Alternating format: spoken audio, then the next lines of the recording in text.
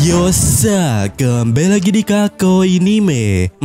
Melihat video Arthur yang asli ataupun yang di remake oleh Mr. K Anime nih ya, itu teori yang benar-benar wow. Cuman di sini ya, Mimin bertanya-tanya, dan dari kalian pula yang sudah menontonnya, adakah yang juga bertanya-tanya, siapa Brook ini? Siapa sebenarnya musisi mesum yang memiliki afronya yang trik ini? Kalau menurut Mimin ya, dan sudah pernah kita bahas sebelumnya, Brook ini adalah seseorang dari masa lalu yang melompati waktu.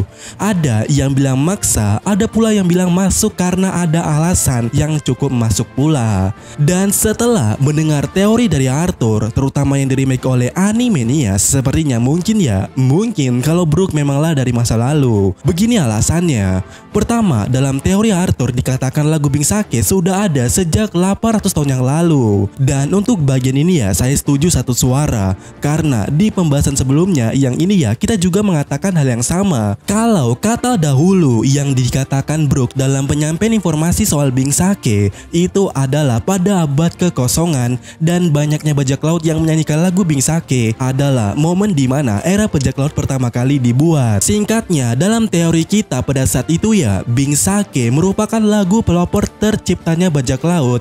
Titik start dimulainya era bajak laut diiringi dengan lagu ini. Karena sepertinya lagu inilah memiliki kesan kebebasan dalam bertindak, yang mana pada dasarnya ini cukup relate dengan yang namanya bajak laut di dunia nyata. Ya, sejarah daripada yang namanya bajak laut di dunia nyata itu terlahir dari seorang budak yang melarikan diri, dan pada akhirnya mereka menciptakan sekelompok budak lainnya dan terbentuklah sesuatu kelompok bernama bajak laut. Jadi jika ada teori yang mengatakan Joy Boy adalah bajak laut, di mana teori Arthur mengatakan itu, ya Mimin setuju untuk bagian itu. Karena sejatinya akan relate dengan kisah dari yang namanya bajak laut itu sendiri dan sosok Sun God sendiri yang suka membebaskan budak. Jadi kesimpulannya, lagu Bing Sake kalau menurut video kita yang ini ya adalah pelopor bajak laut para budak. Nah, masih di video kita yang ini ya, kita juga menyinggung soal Robin yang sedikit tersentil dengan lagu Bing Sake.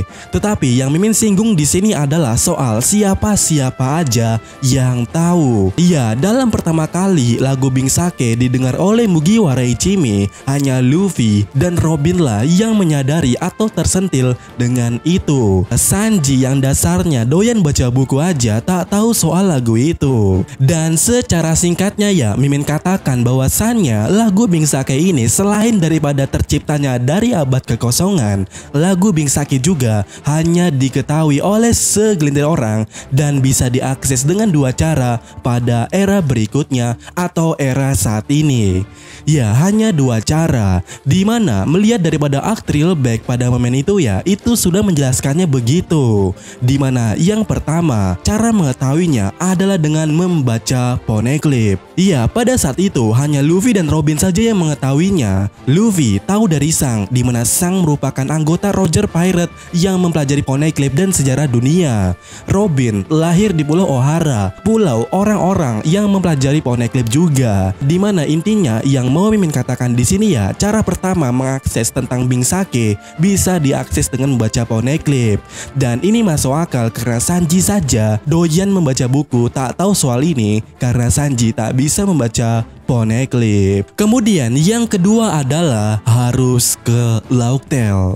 Ya, menurut Mimin, cara kedua untuk mengetahui nada sekaligus nyanyian daripada Bing Sake secara real time di saat itu pula, alias langsung terdengar musik Bing Sake itu bergelora, harus ke Laughtale.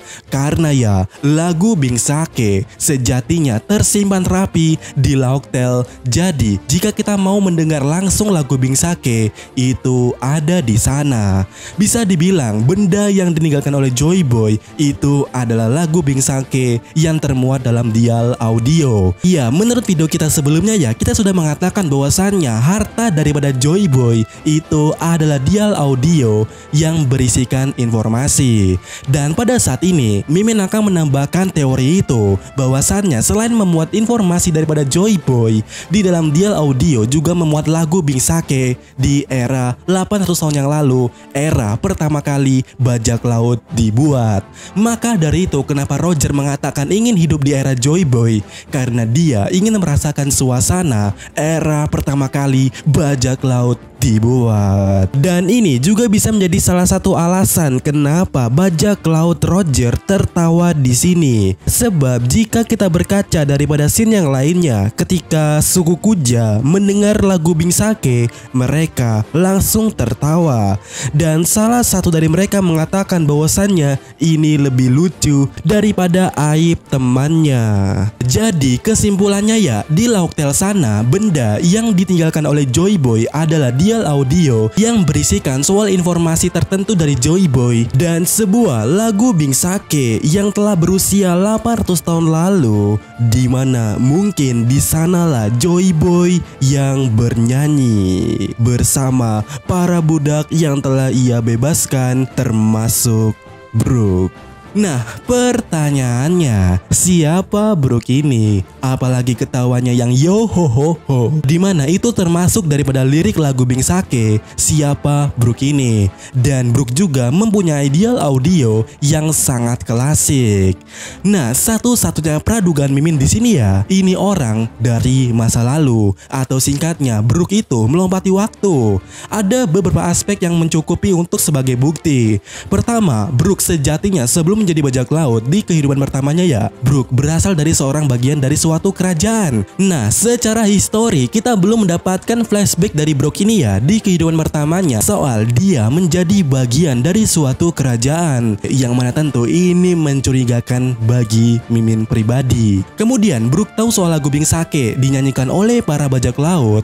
Nah, bagaimana cara seorang Brook tahu lagu Bing Sake ini? Sedangkan hanya sedikit orang yang tahu tentang lagu ini, dan mereka pun yang tahu ya itu berurusan dengan Poneglyph dan juga Lauktel. Jadi bisa dikatakan di sini ya, Brook sejatinya bukanlah manusia yang hidup 100 tahun terakhir, tetapi Brook merupakan makhluk yang hidup sejak 800 tahun yang lalu, alias dari masa lalu, di mana dia hidup dari kerajaan yang dijajah oleh world government dan menjadi budak, kemudian menjadi bajak laut, menyanyikan lagu Bing Sake sebagai dimulainya era bajak laut seperti kisah bajak laut di dunia nyata, yang kemudian ya Brook ini ke masa depan. Dan kalian mau tahu foreshadow-nya? Ya, tepat sekali, time skip-nya Brook. Brook jadi alat penghasil uang. Dan menariknya, kalian tahu ya, ketika Brook kabur dari tempat kerja paksanya itu, dia menaiki 3 ikan terbang.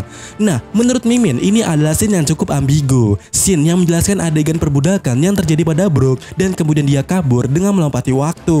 Dimana dalam analisis cover kita ya, chapter 489, chapter dimana Brook resmi menjadi nakama Luffy, dan juga di cover ini kita bisa melihat judul One Piece dengan siluet seperti Joy Boy.